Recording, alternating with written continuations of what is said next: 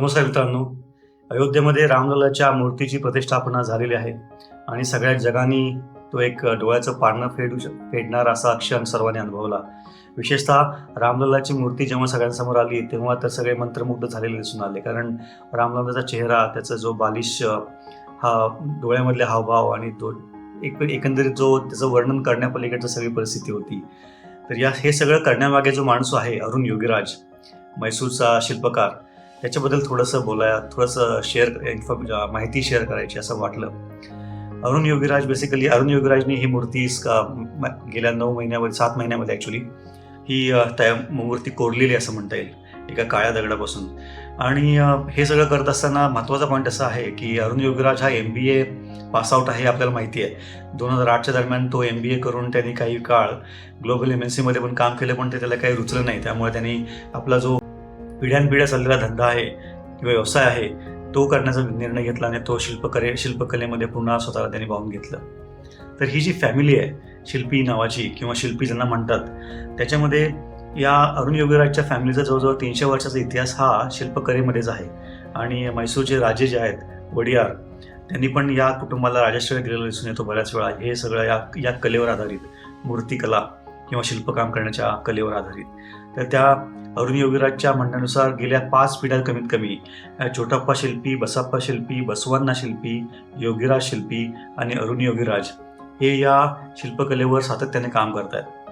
माझा पॉईंट असा आहे की आपली जी मॉडर्न एज्युकेशन सिस्टीम आहे, शिक्षणाची पद्धत, MBA फॉर एक्झाम्पल, अरुण योगीराजने MBA केलं पण त्याला स्वतःच्या करिअरमध्ये काही जास्त फायदा होईल असं वाटलं नसावं, किंवा त्याचं जे कॅरेक्टर आहे किंवा त्याची जी पॅशन आहे किंवा त्याची जी आवड आहे त्याला ते मॅच होत नसावं, म्हणून त्याने ते सोडून आपली जी वडिलोपार्जित काम करण्याचा जो शिल्पकलेचा जो वारसा आहे त्याच्यामध्ये त्याला जास्त इंटरेस्ट वाटल्यामुळे तो तिकडे परत आला 2008मध्ये आणि हेच काम तो परत करू शकला.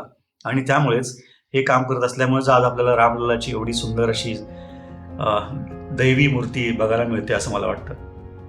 याच्यामध्ये महत्त्वाचा पॉईंट असा आहे, 300 वर्षाची पिढी जेव्हा 300 वर्षाची 5 जनरेशन किंवा 6 पिढ्या जेव्हा एखाद्या विशिष्ट गोष्टीवर काम करतात तेव्हा ती गोष्ट एका अत्युच्च पातळीवर गेलेली असते. कारण त्याच्यामधले बारकावे, स्किल, आर्ट, त्यानंतर त्या कलेकडे बघण्याचा दृष्टिकोन, कलेमधले ज्या खाचा छोट्या छोट्या गोष्टी आहेत, दगडावर काम करताना त्याला कशा प्रकारे मारल्यानंतर त्याचा कट जातो वगैरे, ह्या ज्या गोष्टी आहेत किंवा काय गोष्टी टाळल्या पाहिजेत.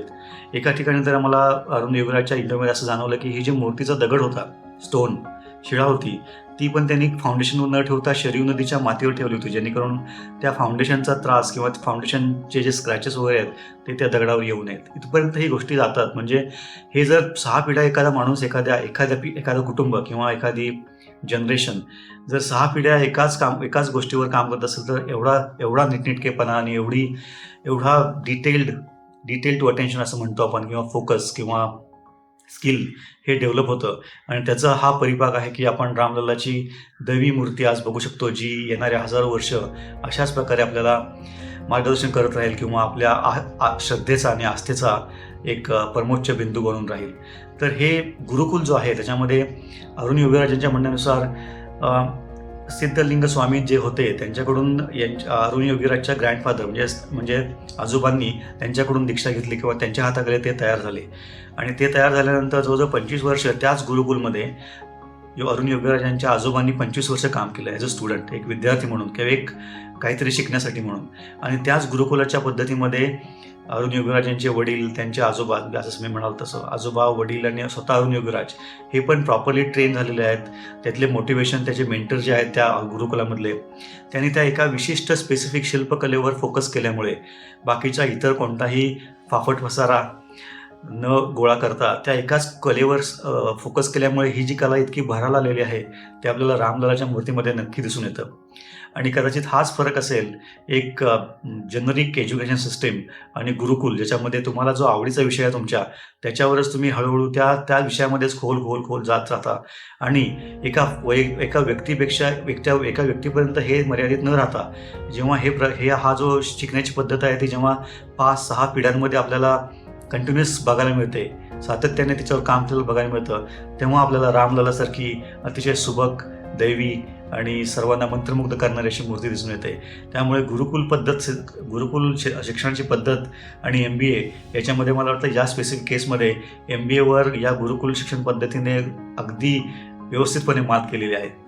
धन्यवाद.